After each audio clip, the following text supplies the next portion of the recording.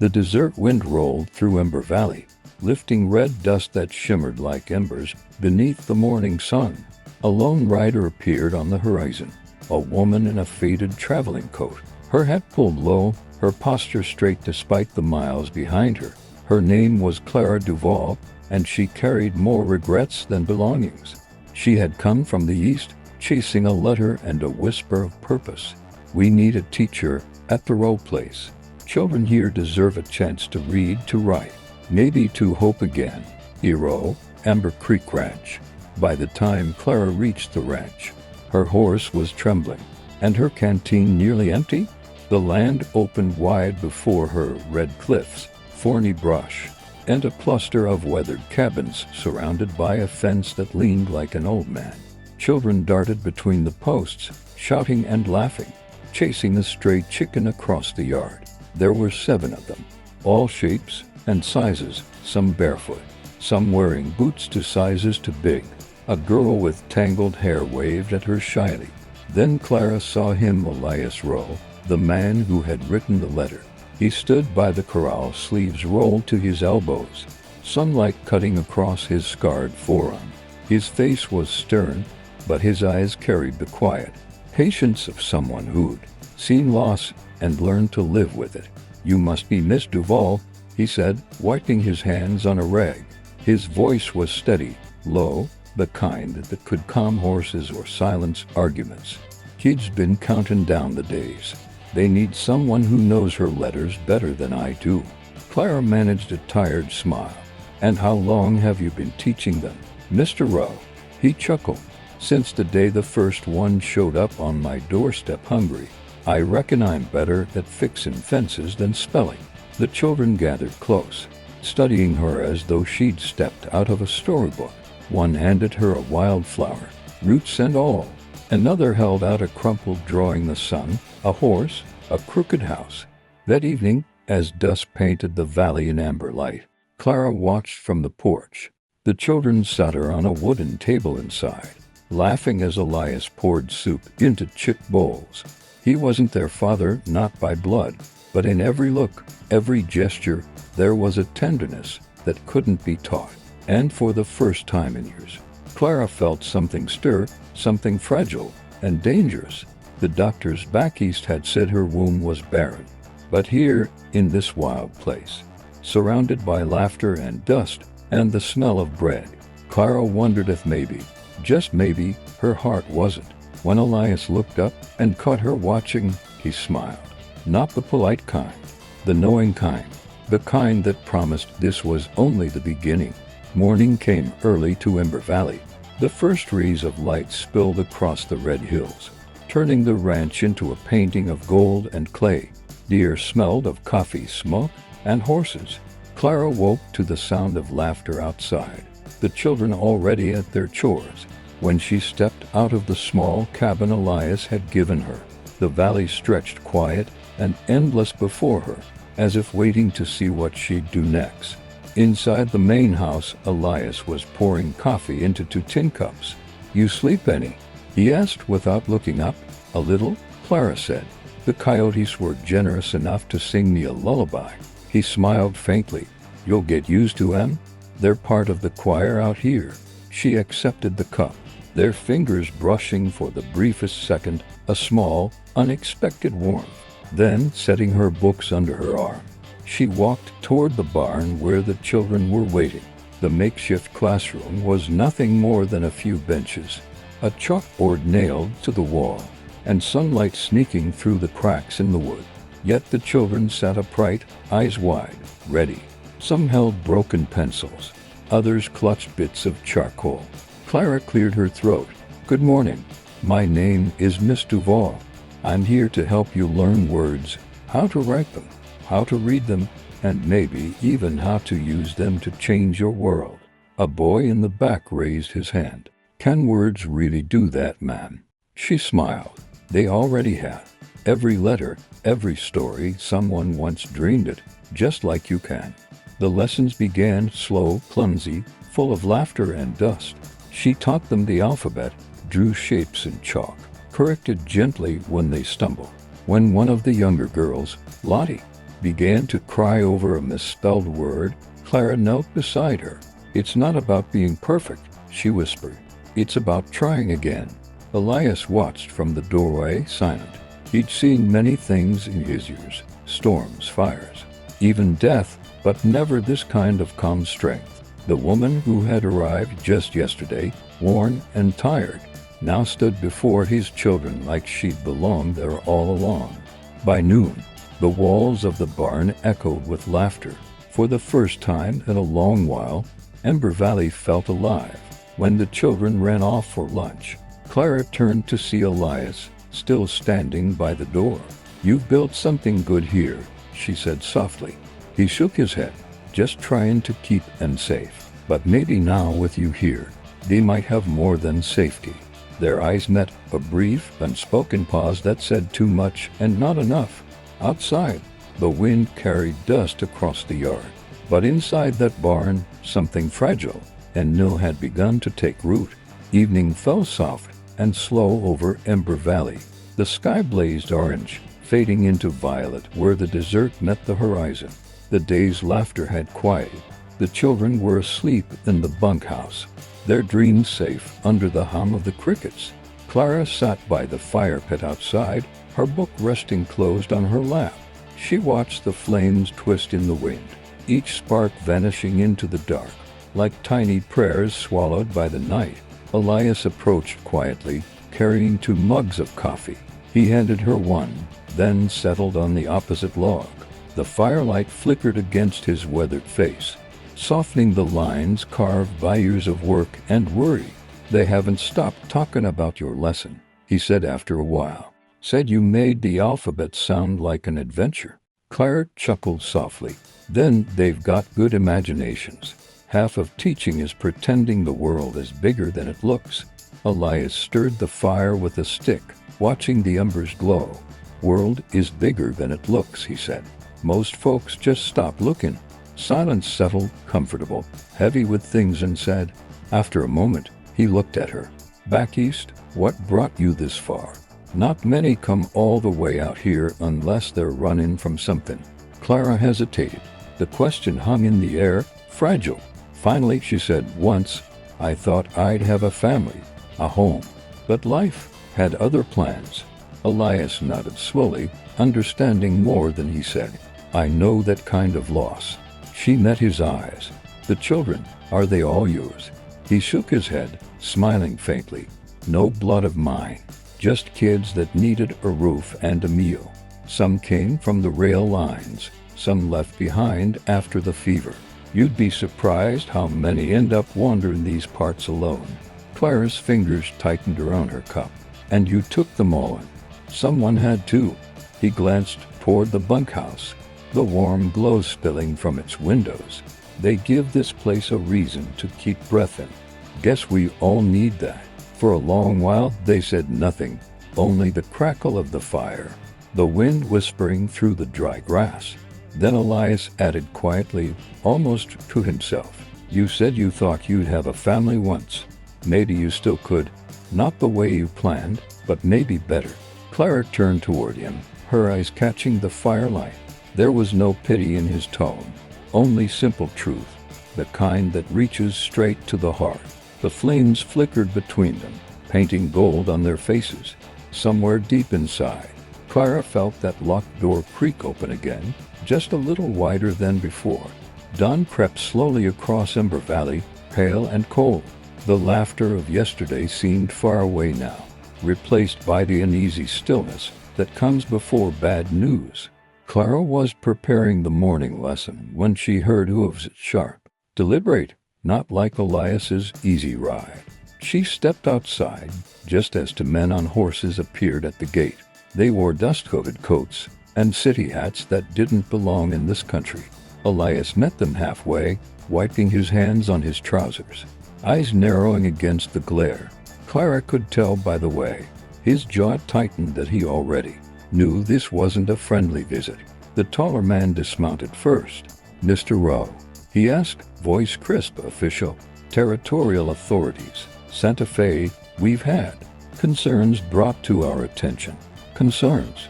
Elias repeated, calm but guarded. Yes, sir, the man said, pulling a folded paper from his pocket. You've been housing multiple minors without legal guardianship.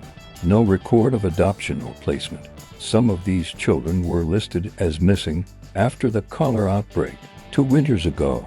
The words landed heavy, like stones. Clara felt her stomach twist. Elias didn't flinch. Those kids were starving. Nobody came looking for him. So, I did what any man with a roof and a conscience would do. The second official, younger, spoke up. That's not the point, sir. Without proper documentation, it's considered unlawful custody. The children had gathered near the porch, wide-eyed and silent. Lottie clutched Clara's skirt, trembling. Clara stepped forward before she could think. They're not property, she said sharply. They're human beings who finally found safety. The taller official gave her a measured look. Miss, I understand your sympathy, but the law is the law. We'll return in 2 weeks. Mr. Rowe must either file official guardianship papers through the county court, or the children will be relocated to government care. Relocated. The word hung in the air like a death sentence. When the riders turned and left, dust rising behind them, the ranch fell silent. Elias stood motionless for a long moment, the paper crushed in his hand. Clara approached quietly. There must be a way, she whispered. He looked at her then, really looked, like a man measuring the weight of hope. Maybe there is, he said softly, but it'll take more than good intentions. She met his gaze steady. Then we'll find it, together. For the first time since she'd arrived, she saw fear flicker in his eyes, not for himself, but for the children. And as the morning wind swept through Ember Valley, carrying dust and dread in equal measure, Clara knew that whatever was coming next would test everything they'd begun to build. The day after the officials left, Ember Valley felt different, quieter, as if even the wind held its breath. The children went about their chores, but their laughter had dimmed. Fear, once a stranger here, now sat at every table. Elias spent the morning in the barn, hammering nails into boards that didn't need fixing. Clara watched him from the doorway, knowing he was fighting more than broken wood. Finally, she stepped inside. You can't just wait, she said softly. We have 2 weeks. He didn't look up. You think I don't know that? His voice cracked against the noise of the hammer. I've got no papers, no proof. The courts won't listen to a rancher with dirt under his nails. Then let them listen to me, Clara said. He paused, finally meeting her eyes. I've written reports before, letters to boards, committees, schools. I know how they think. If we can prove the children are cared for, that they're learning, we might stand a chance. Elias set the hammer down, his shoulders slumping. You'd risk that for us. Clara smiled faintly. It's not a risk, it's what's right.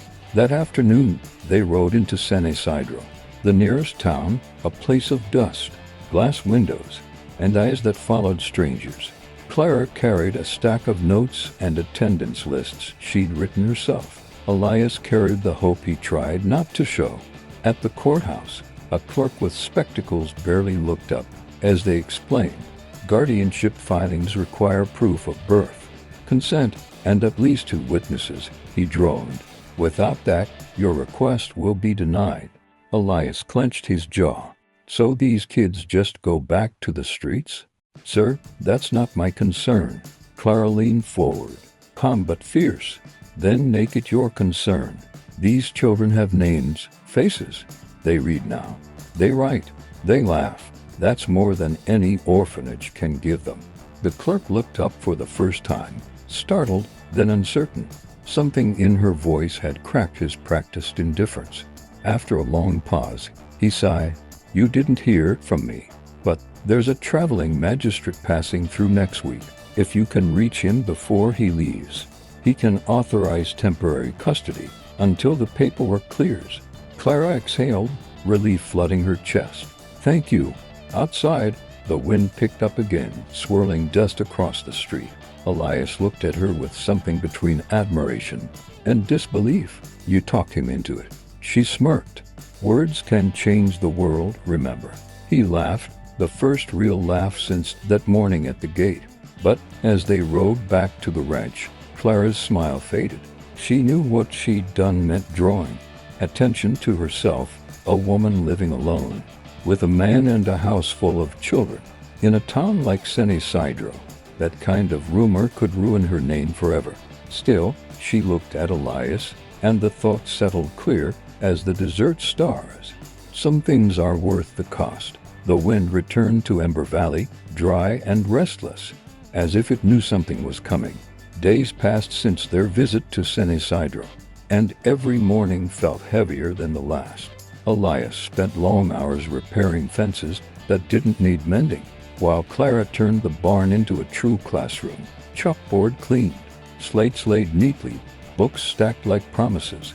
But no matter how hard they worked, an invisible clock seemed to tick above their heads. One afternoon, she found Elias standing near the corral, staring toward the road that led west. "He should be here by now," he muttered. "The magistrate?" she asked. He nodded. "If he doesn't come soon, those men from Santa Fe will." The thought hung in the air like thunder. That evening, Clara gathered the children in the barn. The wind howled outside, rattling the doors, but inside, her voice was steady. "We'll keep learning," she said gently, "because no one can take that away from you. Not ever." A small boy, Thomas, raised his hand. "Miss Duval, are they gonna take us away?" She knelt beside him, her throat tightening. "No, sweetheart. Not if we can help it." Elias watched from the shadows. There was a look in his eyes she hadn't seen before, pride, and something deeper, something like faith. Later that night, as the valley went quiet, Clara sat on the porch, papers scattered across her lap. She was rewriting her testimony, trying to find the words that could make strangers understand love that wasn't bound by blood. Elias joined her, silent for a while. The fire inside the house glowed faintly through the windows. "You ever wonder why you came here?" he asked finally. "All the time," she admitted. "But maybe I was meant to. Maybe everything before this was just leading me here." He looked out toward the hills, where lightning flashed far in the distance. "You brought something to this place, Clara. Before you came, it was just walls and noise. Now it feels like home." Her breath caught. "Home?" she repeated softly, as if testing the word for truth. He turned to her then, his voice low.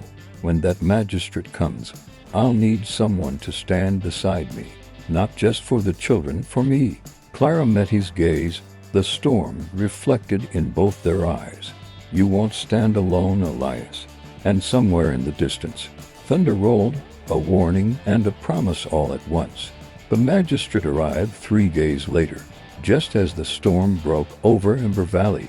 Rain swept across the desert, turning the dust to red clay and the air to thunder. A single wagon appeared on the horizon, carrying Judge Hollis, an aging man with sharp eyes and a face carved by years of decisions. Behind him rode one of the Santa Fe officials, the same man who had delivered the warning weeks ago. Clara stood on the porch with the children gathered close, their small hands clutching her skirt. Elias stepped forward, hat in hand, rain soaking his shirt. "Mr. Rowe," Judge Hollis greeted, voice steady despite the storm. "You've asked for a hearing. Let's have it here then, before the law, before the Lord, and before these witnesses." The official dismounted and crossed his arms. "Your Honor, this man has no documents, no family ties. These children were found in his care without permission." Elias's jaw tightened. Permission? Nobody needed permission to leave them hungry and lost. The judge raised a hand for silence. "Mr. Rowe, the law exists to protect the young, but it also recognizes guardianship born of duty and care. Tell me, what gives you the right to claim them?" Elias's voice was low, roughened by truth. "Nothing gives me that right, sir. I just couldn't walk away. When I found them, I saw fear in their eyes. The same kind I once had when I came back from the war and had nothing. I didn't take them in to own them. I took them in so they'd never feel that kind of emptiness again." The children stood silent, their faces pale but proud. Clara stepped forward then, heart pounding. "If you take them," she said, "you'll destroy the only home they've ever known. They learn here. They laugh here. The law might measure families by paper, but I measure them by love. And I've seen more of that on this ranch than anywhere else I've been." The rain fell harder, drumming against the roof. Judge Hollis looked at her, his eyes softening. "And you, Miss Duval, you're not family to them, are you?" "No," she said quietly, "but I'd fight for them as if I were." A silence stretched, broken only by thunder. Then, from behind her, little Lottie's voice piped up, trembling but clear. "Please, sir, we don't want to go. Mr. Rowe takes care of us. Miss Duval teaches us. We're not orphans no more." The judge closed his eyes for a long moment. When he spoke, his tone was gentler. "The law can be blind, child, but not deaf." He turned to the official. "I'll sign temporary guardianship to Mr. Rowe and Miss Duval jointly, if they continue providing proper education and care. The custody will become permanent within 6 months." The official protested, but the judge's voice cut through the rain. Decision made. As the wagon rolled away, the storm began to ease. Elias stood motionless, raindrops streaming down his face, though some looked suspiciously like tears. Clara smiled, her voice barely above the whisper of the wind. "Looks like the storm passed." When the last trace of the storm faded from the sky, Ember Valley seemed almost reborn. The air smelled of wet sage and pine, and the fields shimmered with dew like 1,000 tiny stars scattered across the earth. For the first time in weeks, laughter carried across the yard again, real laughter, free and bright. The children chased one another through puddles, their boots splashing mud onto freshly washed fences. Elias watched from the porch, arms crossed, his expression half amusement, half disbelief. "They're gonna ruin all that work you did," Clara teased, stepping beside him. He grinned. "Work's meant to be ruined by joy, ain't it?" She smiled, looking out at the scene. For a long moment, they stood there without speaking, just the sound of children's laughter and the soft dripping of rainwater from the roof. Inside, Clara began preparing lessons again. The barn smelled faintly of chalk and hay, but now there was something different about it, a peace she hadn't felt before. She caught herself humming as she arranged the books. When Elias entered, holding a cup of coffee, he leaned against the doorframe and watched her for a moment before saying, "Never thought I'd see a schoolhouse on this land, and I never thought I'd see a cowboy who runs one," she replied. Not looking up, he laughed quietly, setting the cup down. "Guess we both ended up in the wrong stories. Or maybe the right one," she said softly. In the evening, they gathered everyone for supper. The table was mismatched, tin plates, chipped mugs, but filled with warmth. The children told stories, exaggerated and wild, and even the quiet ones smiled. After dinner, as the younger ones drifted to sleep, Clara sat by the window, watching the last light fade over the valley. Elias joined her, the crackle of the fire between them. "You ever think about what comes next?" she asked. He tilted his head. "Next? The papers will make it official soon. The school, the children. You and I will be tied together in ways the world might not understand." Elias looked into the fire. "The world don't have to understand, long as the ones here do." She nodded, her heart soft but uncertain. Something unspoken hung between them, a tenderness that had grown quietly, rooted deep like the mesquite trees outside. Then, in a low voice, he said, "Clara, thank you for staying, for fighting when I didn't know how." She turned to him, her eyes glistening in the firelight. "You gave me something to fight for." Outside, the crickets began their song, and the valley breathed easy once more, alive, love, and finally at peace. Summer crept into Ember Valley like a gentle secret.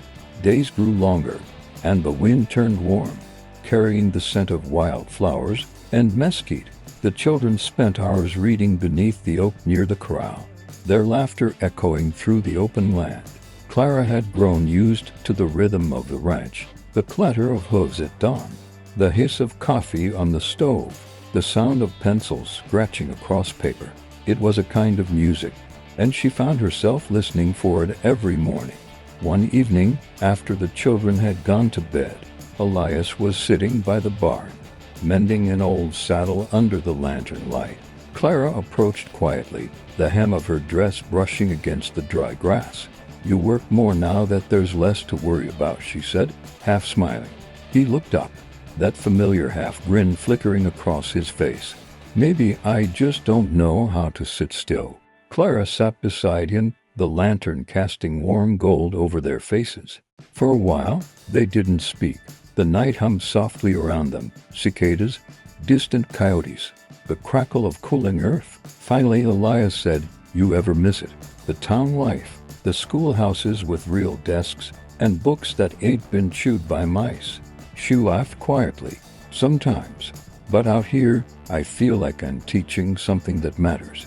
He looked at her, really looked, and nodded. "You are." A pause settled between them, not awkward, but full. He set the saddle aside, leaning back on the fence rail.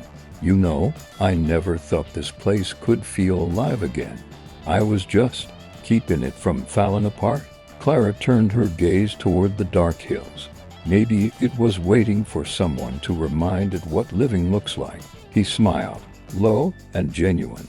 "Funny, I was thinking the same about myself." The lantern flickered, and for a heartbeat, everything felt suspended.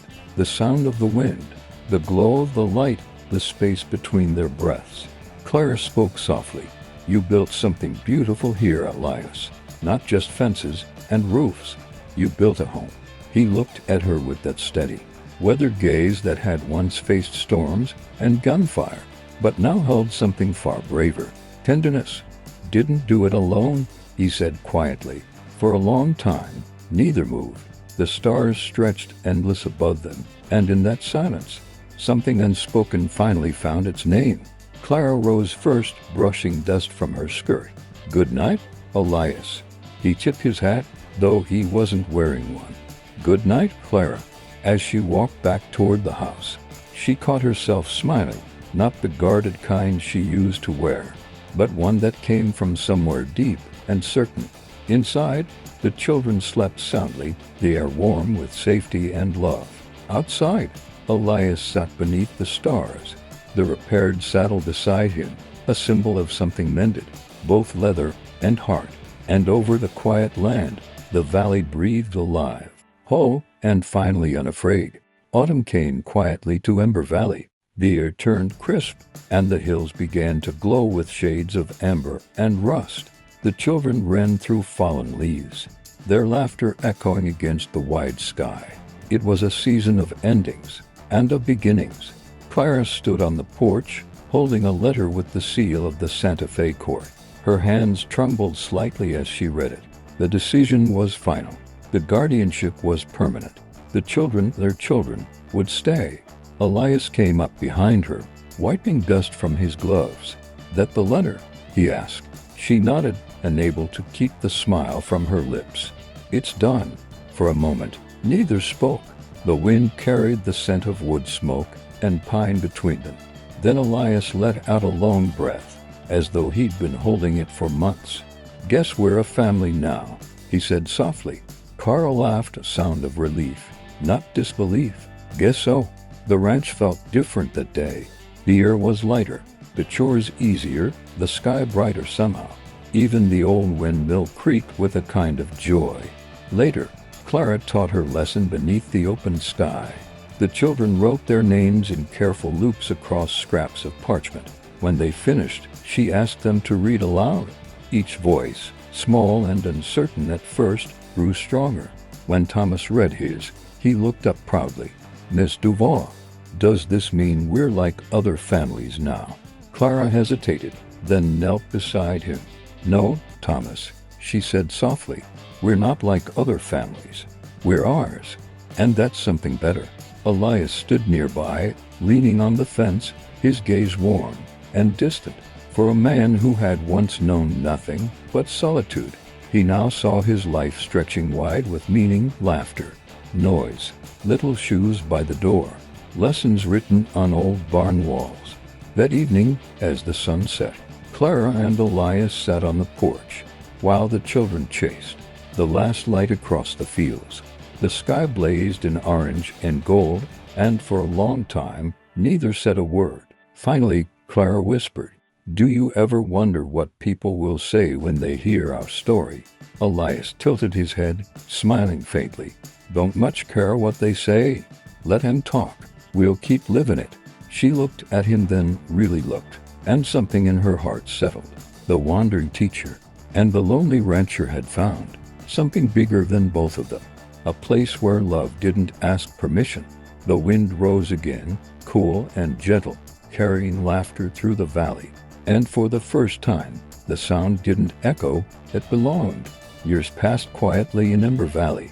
The house that once echoed with lessons and laughter grew into something deeper. A living memory made of wood, dust, and love. Seasons came and went. Winters of firelight and cocoa. Summers of long rides and dusty sunsets. The children grew. Thomas, the shy boy who once feared his own voice, now rode into town each week to help the local postmaster. Lottie began teaching the younger ones their letters, her handwriting neater than Clara's ever was. And little Ben, once the smallest, now towered over the fence rails, fixing gates the way Elias had taught him. The ranch changed, but it never lost its soul. Every nail, every board, every breath of the land carried a trace of those who had built it together. One quiet morning, Clara sat at the same table where she'd once written desperate letters to judges and officials. Now she was writing something else, a story, their story. She paused, dipping her pen again in ink, looking out the window where Elias was saddling a horse. His hair had silvered at the edges, but his back was still straight, his movements sure. When he caught her watching, he tipped his hat with that same crooked grin that had once made her heart race. It still did. Later, they rode together to the ridge overlooking the valley. The sun hung low, washing everything in gold. From up there, the land stretched wide and endless fences, trees, a home that had become more than wood and nails. Elias broke the silence first. "Hard to believe, huh? Used to be just me and the wind out here." Clara smiled softly. "Now it's us, and every soul we helped grow." He nodded. "Guess that's the trick of it. You build a life, and one day it starts building you back." They sat there for a long while, saying little. Words weren't needed. The valley spoke for them, in rustling leaves, in children's laughter carried faintly on the wind, in the gentle hum of a place that had finally found peace. When they rode back to the ranch, twilight had already begun to settle. Clara looked at the light spilling from the windows, warm, steady, eternal. Inside, a new group of children waited, wanderers, orphans, strays taken by kindness. Lottie was teaching them now, chalk dust floating in the air just as it had years ago. Clara stood in the doorway, tears in her eyes and a smile on her lips.